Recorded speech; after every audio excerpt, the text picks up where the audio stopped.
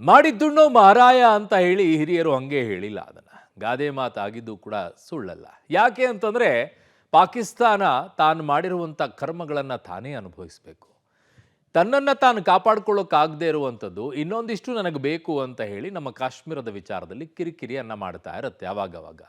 ಆದರೆ ಈಗ ಪಾಕಿಸ್ತಾನದಲ್ಲಿರುವಂಥ ಪರಿಸ್ಥಿತಿ ಏನು ಅಂತಂದ್ರೆ ತನ್ನ ಜನರ ರಕ್ಷಣೆಯನ್ನ ಮಾಡಿಕೊಳ್ಳಲಾರದಂಥ ಹೀನಾಯ ಪರಿಸ್ಥಿತಿಗೆ ಹೋಗಿದೆ.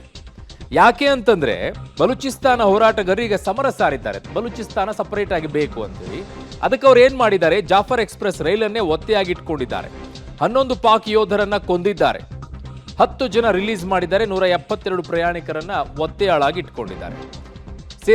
ಸೇನಾ ಕಾರ್ಯಾಚರಣೆ ಏನಾದರೂ ಮಾಡಿದ್ರೆ ಪರಿಣಾಮ ನೆಟ್ಟಗಿರಲ್ಲ ಅಂತ ಹೇಳಿದ್ದಾರೆ.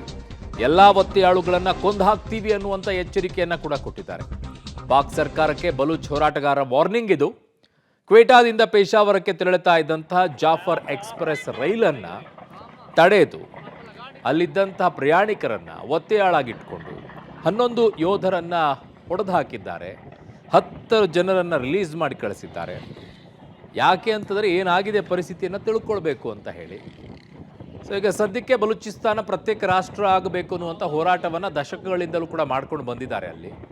ಆ ನಿಟ್ಟಲ್ಲೇ ಈಗ ಈ ಎಕ್ಸ್ಪ್ರೆಸ್ ರೈಲನ್ನು ಕೂಡ ತಡೆದು ತಮ್ಮ ಬೇಡಿಕೆಯನ್ನು ಇಡ್ತಾ ಇದ್ದಾರೆ. ನನ್ನ ಸಹೋದ್ಯೋಗಿ ಈಗ ಶಬೀರ್ ನನ್ನ ಸಂಪರ್ಕಕ್ಕೆ ಸಿಗ್ತಾ ಇದ್ದಾರೆ. ಶಬೀರ್, ಫೈನಲಿ ಈಗಲಾದರೂ ಏನಾದರೂ ಬಲೂಚಿಸ್ತಾನ ಹೋರಾಟಗಾರರು ಪ್ರತ್ಯೇಕವಾದಿಗಳು ಈಗ ಪಾಕಿಸ್ತಾನಕ್ಕೆ ಏನಾದರೂ ಬೇಡಿಕೆಗಳನ್ನು ಇಟ್ಟಿದ್ದಾವ ಇಲ್ಲಿಯವರೆಗೂ, ಅಥವಾ ಇನ್ನೂ ಆ ಬೇಡಿಕೆಗಳನ್ನು ಇಟ್ಟಿಲ್ವಾ? ಕೇವಲ ಅವ್ರದ್ದು ಒಂದೇ ಒಂದು ಬಲೂಚಿಸ್ತಾನ ಸಪರೇಟಾಗಿ ಆಗಬೇಕು ನಮಗೆ ರಾಷ್ಟ್ರ ಅನ್ನುವಂಥದ್ದು ಅದೊಂದೇ ಬೇಡಿಕೆ ಉಳ್ಕೊಂಡಿರೋದಾ?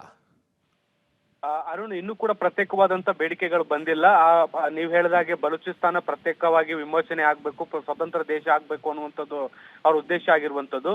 ಈಗ 182 ಜನರ ಪೈಕಿ 10 ಜನನ ಒತ್ತೆಯಾಳುಗಳೇನಿದ್ರು ಅವ್ರನ್ನ ಬಿಡುಗಡೆಗೊಳಿಸುವಂತ ಕೆಲಸವನ್ನ ಮಾಡಲಾಗಿದೆ. ಇನ್ನು 172 ಜನರನ್ನ ಈಗ ಒತ್ತೆಯಾಳಾಗಿ ಇಟ್ಕೊಳ್ಳುವಂತ ಕೆಲಸವನ್ನ ಕೂಡ ಮಾಡ್ಲಾಗ್ತಾ ಇರುವಂತದ್ದು.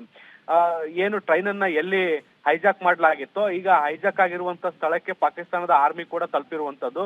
ಆದ್ರೆ ಈ ಕಾರ್ಯಾಚರಣೆ ನಡೆಸಬೇಕೋ ಬೇಡವಾ ಅನ್ನುವಂತ ಗೊಂದಲದಲ್ಲೂ ಕೂಡ ಈಗ ಪಾಕ್ ಸರ್ಕಾರ ಇರುವಂತದ್ದು. ಯಾಕೆಂದ್ರೆ ಒಂದ್ ವೇಳೆ ಮಿಲಿಟರಿ ಕಾರ್ಯಾಚರಣೆ ಏನಾದ್ರು ನಡೆಸಿದ್ರೆ ನಾವು ತೀವ್ರವಾದಂತ ಪರಿಣಾಮವನ್ನು ಎದುರಿಸಬೇಕಾಗುತ್ತೆ, ಮತ್ತೆ ಒತ್ತೆಯಾಳುಗಳನ್ನೆಲ್ಲರನ್ನು ಕೂಡ ಹತ್ಯೆ ಮಾಡ್ತೀವಿ ಅನ್ನುವಂತ ನಿಟ್ಟಿನಲ್ಲಿ